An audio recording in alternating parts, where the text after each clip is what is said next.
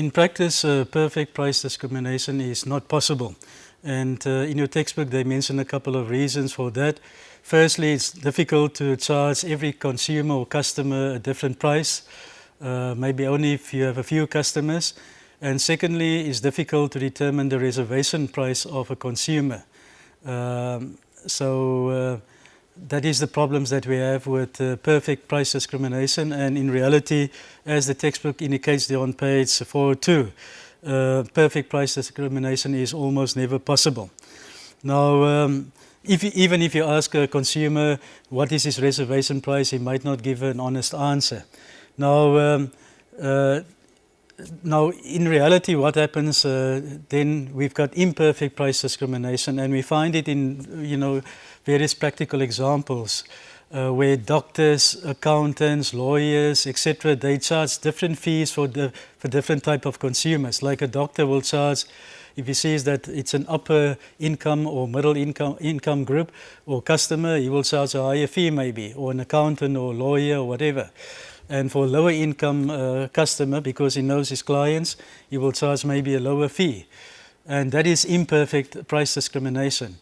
You always find it also in terms of salesperson. If you, maybe of cars or whatever, you will have a certain commission that he wants to attain, but he will then negotiate with the client, and maybe if he sees that this client can afford it, he will try to, in terms of a discount, negotiate then another deal with a client maybe that he can see cannot afford, and maybe with a client that he doesn't want to lose, he will give a greater discount maybe. That is also imperfect price discrimination.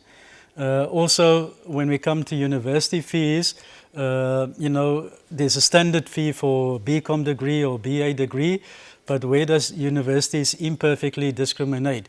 They will look at, when student apply, they will look at the profile of that student, the income, etc., and if that student can afford the fee. And if they see, based on the information in the application form, that student cannot afford the student fees, they will come up with a scholarship or a bursary to assist that student that might be battling with the student fees. So this is imperfect price discrimination. So you get a lot of practical examples where there's imperfect price discrimination. And when we look at the example there in the textbook and the diagram, just to illustrate first degree price discrimination in practice, which is imperfect, you will see that again the profit maximization, first thing that you have to determine, what is the price that is being charged and what is the output. Now the price that is being charged here is where the marginal revenue intersects the marginal cost curve. And then you go up to the demand curve. The quantity is not being shown here, but the price is important up till the demand curve, and then horizontally you get P4 asterisk. So if only a single price is being charged, it will be that price. But now you see firms don't know the reservation prices of every customer. So what they normally do is, because like the doctor or the lawyer, they know their clients, so they normally estimate what is a client's reservation price. What this client will be willing to pay. So they can estimate it, and then based on the estimation, then they can come up with different prices for different customers. And this is actually what is happening in first degree price discrimination in practice. So you can see here 6 different prices are being charged, not only one single price P4. And there are prices above P4, which is P3, P2, P1. So what will the firm do? It's capturing some of that consumer surplus in that area, because that customers are willing to pay a higher price than P4. And there's also prices below P4 up till P6, which is above about where the marginal cost curve intersects the demand curve. So there will be consumers that will be paying now P5 as well as P6. So you're capturing some of that consumers into the market. You're capturing some of that consumer surplus. and then you will get more profit from that surplus as well. So this is first degree price discrimination in practice, in reality, where you don't know the reservation price of every consumer, but you do an estimation based on your relationship over the years with the client. You know that client's financial position and what they can afford, and that they will be willing to pay a higher price than P4.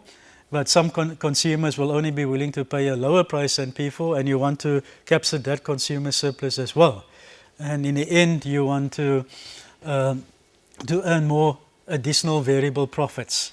So please look in the textbook on page 403 on the practical examples where they use the questions of, or the examples of the doctors, the lawyers and accountants that will charge different customers, or maybe from different income groups, different prices. Also a salesperson, and they mention, I think, if I can just quote there, in other words, a successful salesperson, a successful car salesperson knows how to price discriminate. And that is a good example of imperfect price discrimination. Then they also use the example of university fees and college tuition fees.